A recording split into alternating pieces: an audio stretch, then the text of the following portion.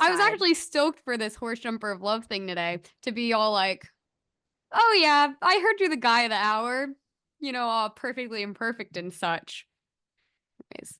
And I was actually getting really pumped up in Chapter House Cafe today, hoping that my ex would come in, didn't come in, but guess what? I did make 3 new friends who are guys.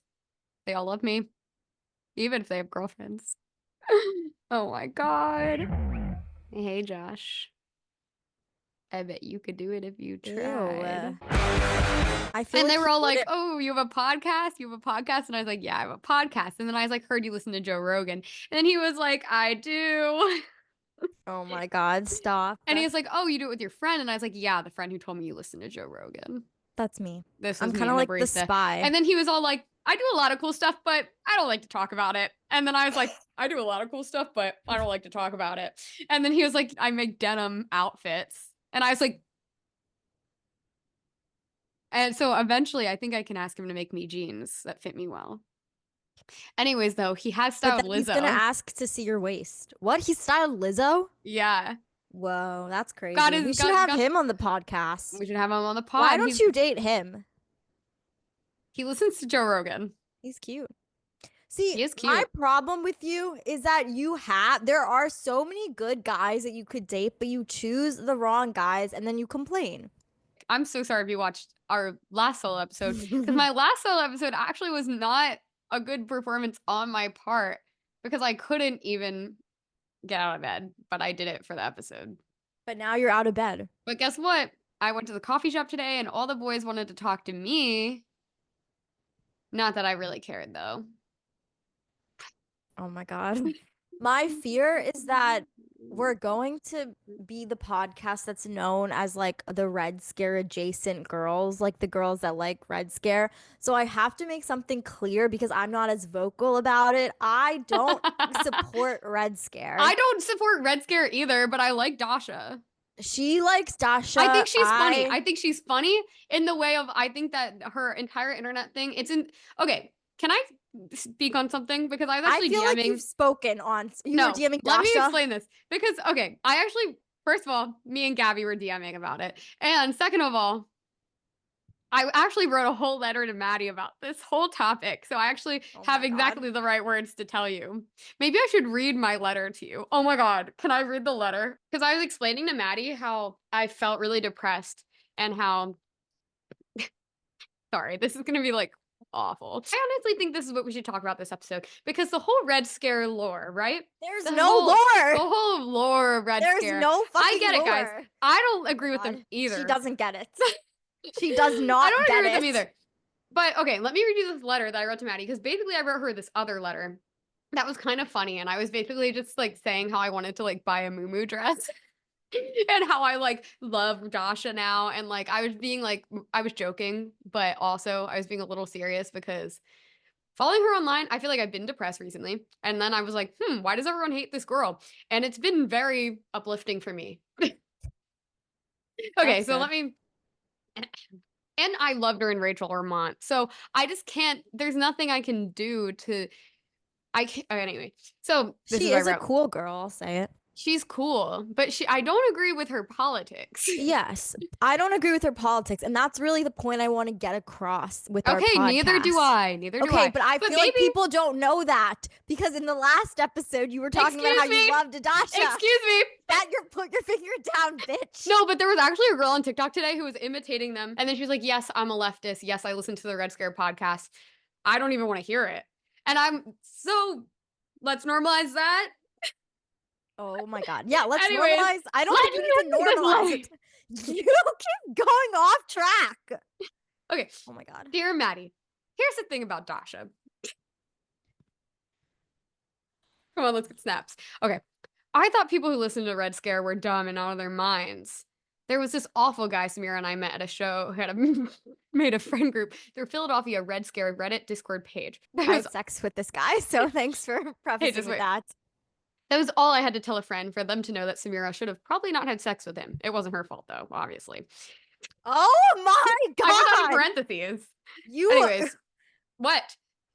I hated it too. A lot of my friends who hated it also loved Come Town, now known as the Adam Friedland Show. It confused me for a while why people liked Adam Friedland but hated Dasha. I didn't really ever think too much about it or bother to try to figure out what was going on. Can you pause for a sec? Why?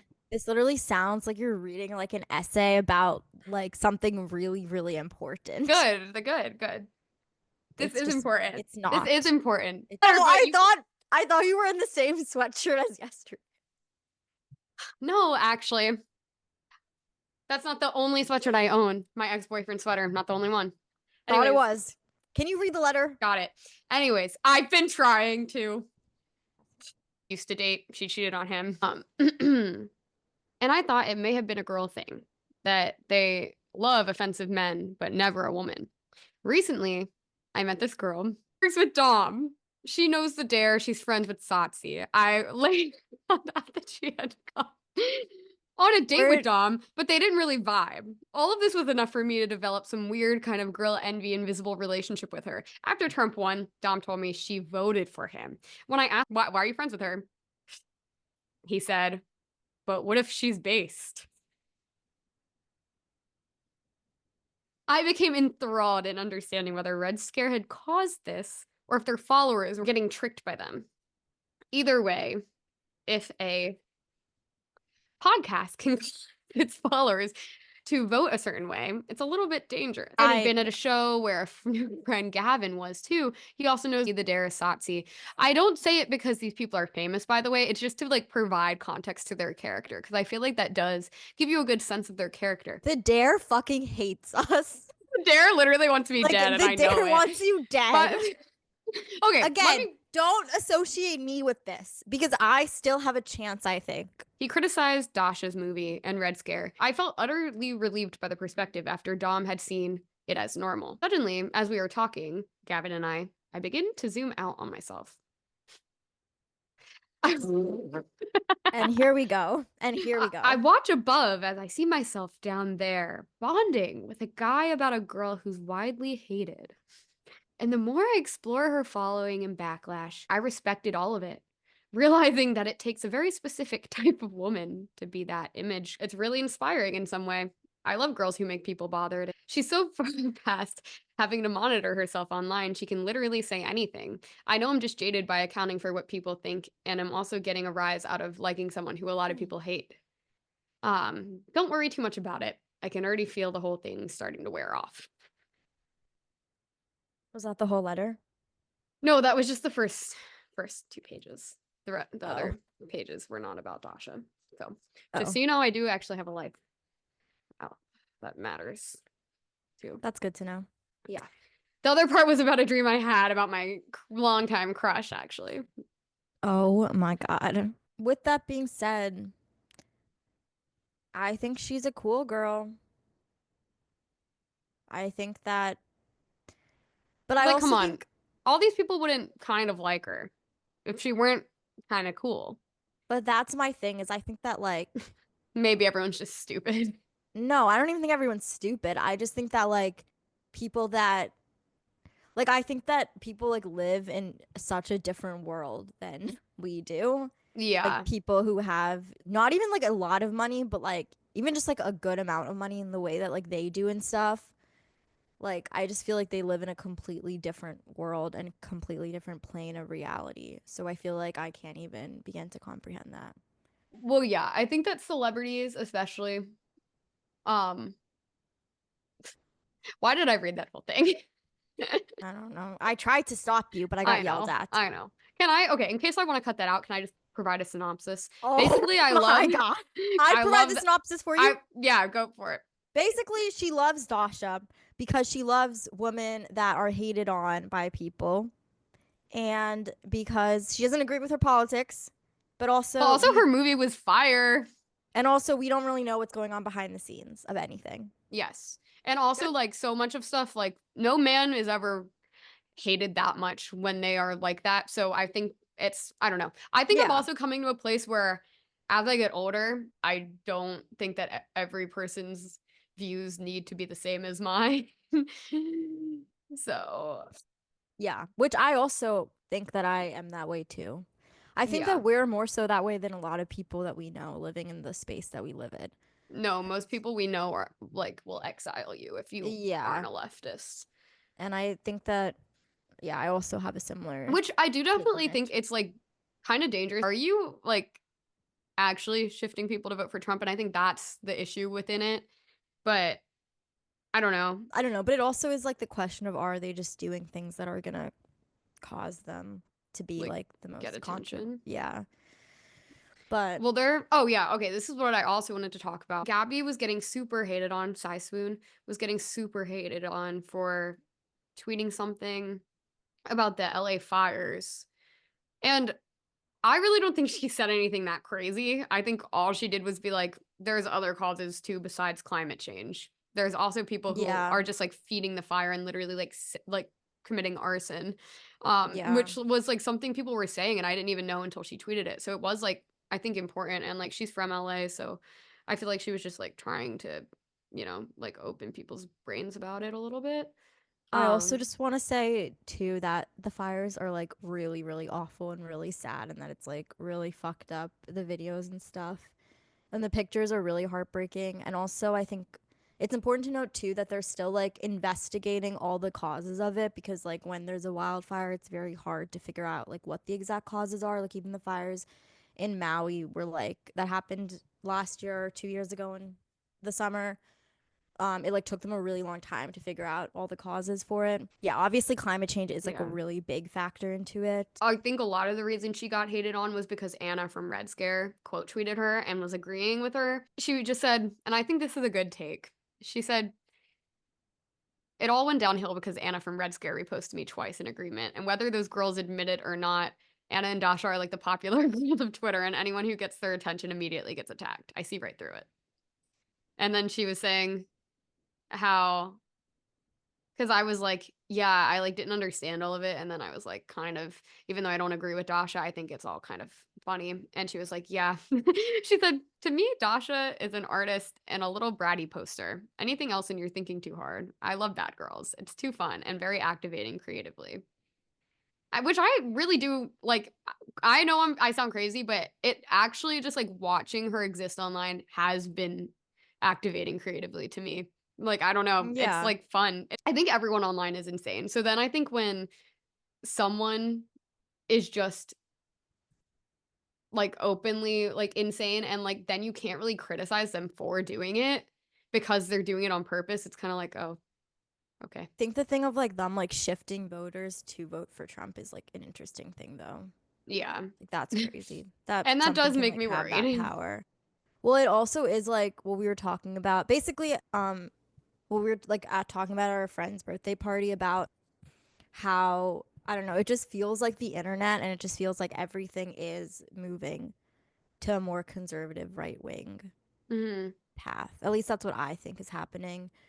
And that's even like a lot. I do think like a lot of the stuff we talked about with Gabby, like I think was very like I thought it was so interesting, and I think a lot of it was very true, like in terms of what we're moving toward. I thought a lot of what she said was very like insightful. I'm gonna say I was texting Cinderia about it, my one friend, and because she was just like messaging me about it. There was like this video that she saw of a guy, and he saved his house by like buying cheap sprinklers and putting them on his roof, and then all the houses above him got saved because of the sprinklers, but all the houses below him got burned down.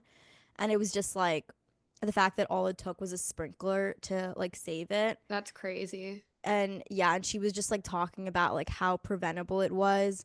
Um, which I also like think is true. Like she was saying, like so many houses burn because of embers. Like shouldn't houses in fire zones have some kind of simple fire protection on roofs and stuff? Like how preventable like a lot of it was. Like obviously not all of it, but like yeah. I don't get Um why houses wouldn't just like have that. If like a fear is like a house burning down, why wouldn't that just be a preventative thing on houses? yeah, like I get like it's probably I don't know if that's oversimplifying it because I don't know like all the logistics of like Yeah. building houses and stuff, but I'm sure and like obviously the fires were like insanely bad, so I'm sure that that wouldn't have like fixed or solved everything, but I'm sure like with some houses it would have.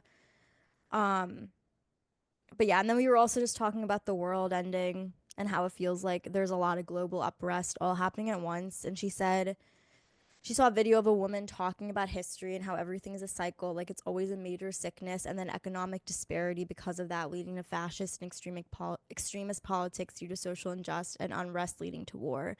Isn't it crazy how predictable humans can be, like on a macro level? And I thought that that was really interesting too.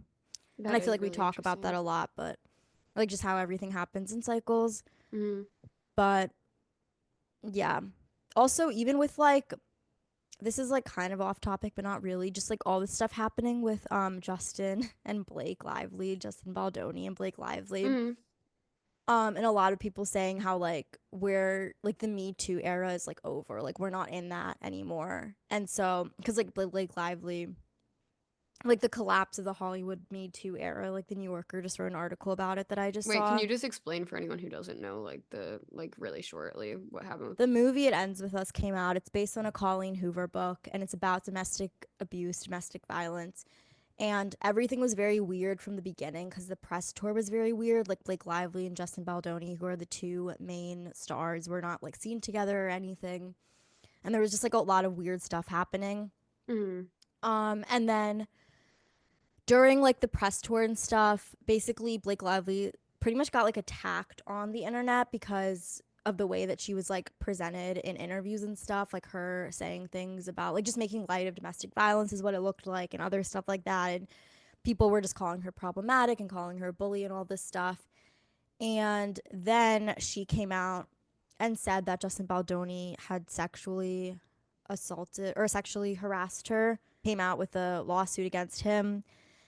And then it came out, it was published in the New York Times originally. Like that was what broke the like her filing or her like putting those allegations against him. And one of the people that wrote the New York Times article was, I forget her name, but she was someone who won a Pulitzer for her coverage of breaking the Me Too era with Harvey Oh, Weinstein. interesting. Yeah. And so that came out. And then Justin and his team fired back with a lawsuit claiming that like the New York Times article was claiming like filing a lawsuit against the New York Times for the article, basically saying that a lot of it was false and that it didn't paint the whole picture. They had like receipts that like some of the text messages weren't like the whole conversation. Like the text messages in New York Times published saying that Blake Lively or saying that like Justin's team was like setting Blake Lively up, and then Justin's team came back and said like, oh, though that's not like the full story, whatever. So basically, it's gonna go to trial, I think now.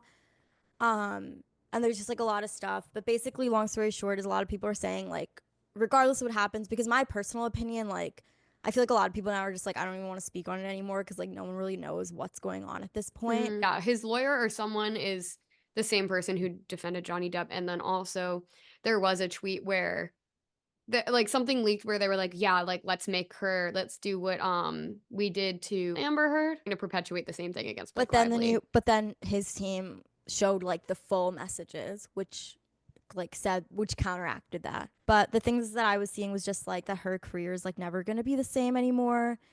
Um, and yeah, I don't know. It's just like interesting because like It's crazy having watched her on Gossip Girl and her turning into this right now. no, I know it's really weird. I think just like looking at it in terms of the lens of like Me Too, because that doesn't even feel like that long ago, but it like is a completely different world and a completely different climate that we're living in now. And I think that that's what kind of speaks to the larger picture of like why I also think that just like online we're moving in a very different direction, and I think that that's translating to real life too. Well, Um, yeah. I think that I don't think it's been like totally erased. It's like especially with Trump winning presidency, then this whole wave of this is what we're on right now comes out instead of it being a we're trying to progress kind of thing. I also think it's like, and we talked about this before too, but just how it's like a thing of, okay, going to the extreme on one end, and then that in return forces people to like go to the extreme on their own. Like with the Me Too movement and stuff, people like, not everyone, but like some people casting out men completely or like completely isolating them. And now they're And then back. like, yeah, well, it's like, like, what are they gonna do? You know what I mean? Like Like, they are no, not going to disappear. yeah, Yeah. and it's also not gonna like that's not gonna make any change. Like if you just like what we were saying about like not isolating people if they have different views on you than something. Like it's the same thing with that. Like, and I think Gabby talked about this too. Like you push bullies away and it shuts them down for a second, but then it doesn't, shut them down completely. And so now they're back making the pendulum swing in the opposite direction. Yeah. I think finding like an actual solution is really difficult because It feels yeah. like impossible with the online world just because of how extreme everyone is online and how reactive everyone is. Yeah. Well, I've been thinking a lot about things that bother me and just how time really actually does heal those things, even though it doesn't feel like it. And it takes a while for you to like really see that happen. But it is very true. And I think that a lot of things, it's kind of on both ends where it's like this person can't freak out and think that they're like because they did something bad, like then make themselves into the victim and just let there be time and learn and, do the best. But that I think is hard to put someone in that position of even thinking that that will happen if they feel so shut down. I was reading, I got Josh Citarella's book. It's Oh, what's his book? it's Politigram and the Post Oh, Left. yeah, yeah.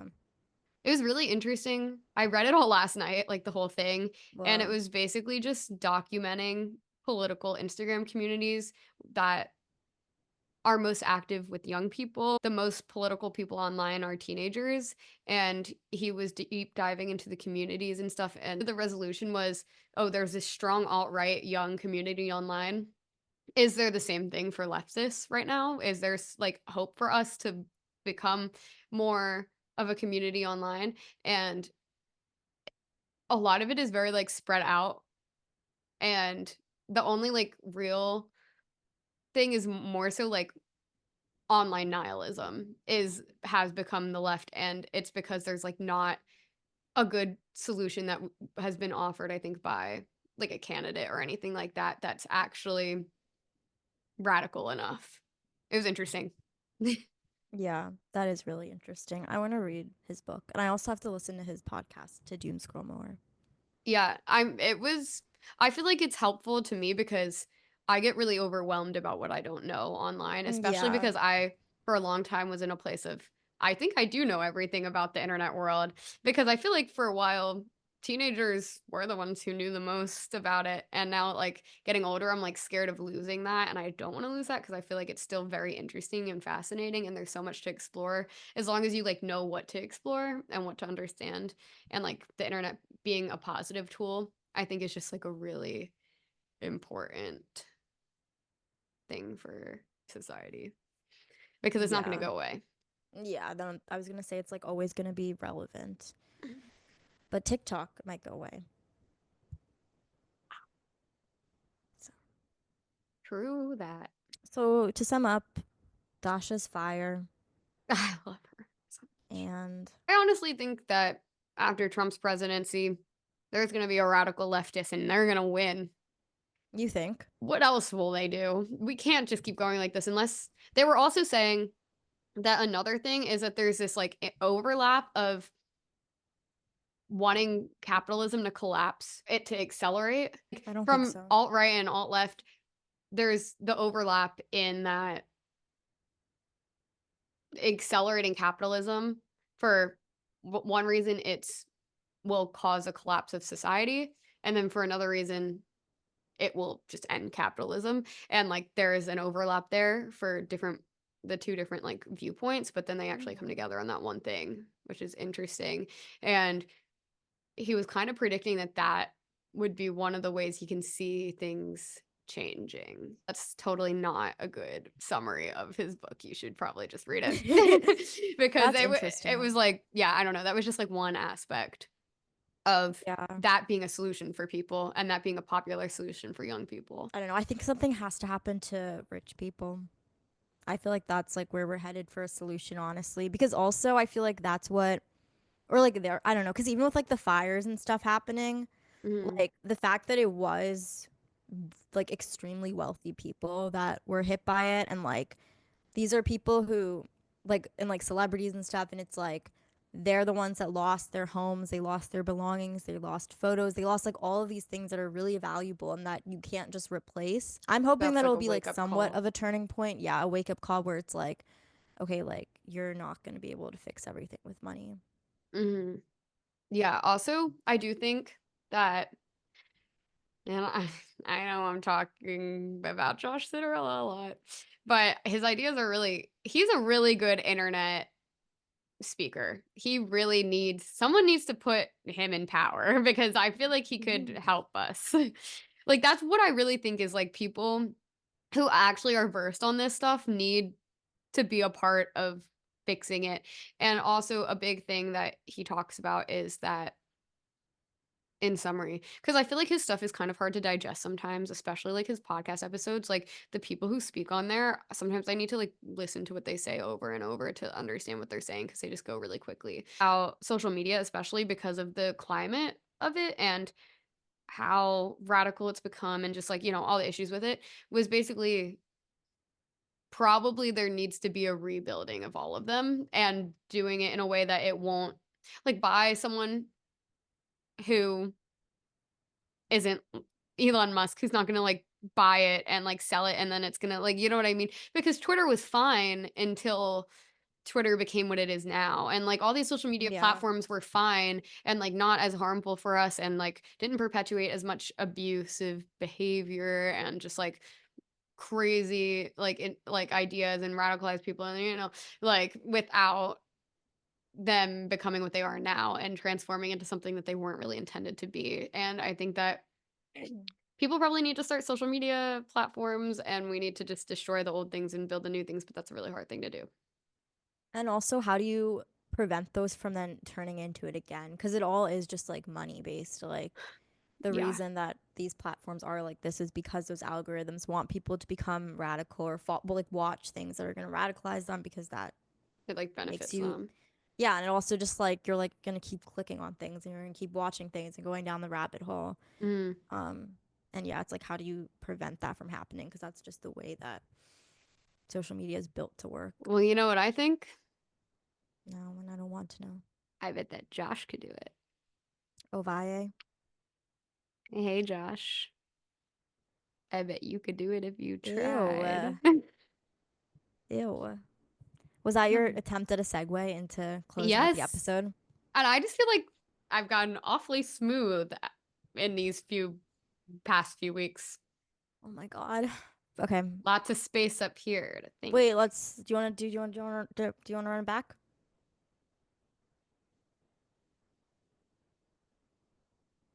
What? Do you want to run it back so you can say it again? Why would I run it back? So you can say come on the podcast because you didn't say that.